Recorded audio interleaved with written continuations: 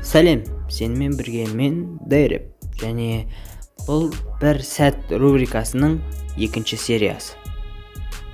Ендеше кеттік. Егер сіздер білмесеңіздер, менің лайв каналым және үшінші каналым бар. Оларға обязательно тіркеліңіздер. Бүгінгі тема тағы да хакерлер туралы болады. Алдыңғы серияда сондай болды, және келесі серияда сондай болатын шығар. Және бұл оқиғада документ, кәдімгі Microsoft-тағы, кәдімгі компьютердегі документ, оны кім создать еткенін және кім оның ішіне жазғанын, редактировать еткенін, документ бәрін сақтап қалады өзіне.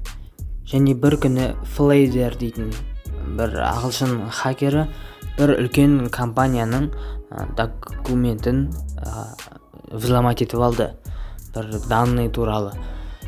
Соны сетке шығарайын деп ойлады. Сосын документтердің ішіне кірген.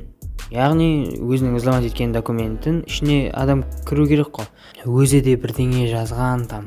Сосын оны сетке шығарған. Және компания естественно кәдімгідей ызаланған, себебі бұл данныйлар басқа адамдарға көрсетілмеу керек. Яғни запрещенный данныйлар тек компанияның сотрудниктары білетін. Және осы кезде полицияда тоже программисттер ол документтің кім ашқанын, кім редактировать еткенін бәрін біліп алған. Себебі Microsoft-тағы документ оны менің айтып өткендей бәрін есіне сақтап қалады.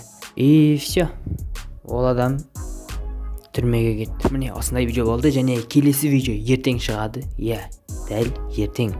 Сондықтан ертеңгі видеоны күт, кешке қарай шығады деп ойлаймын. Ал сенімен болған мен Дайреп. Қысқаша видео болды, бірақ бұл рубрика и так солай ойластырылған еді. Сау бол.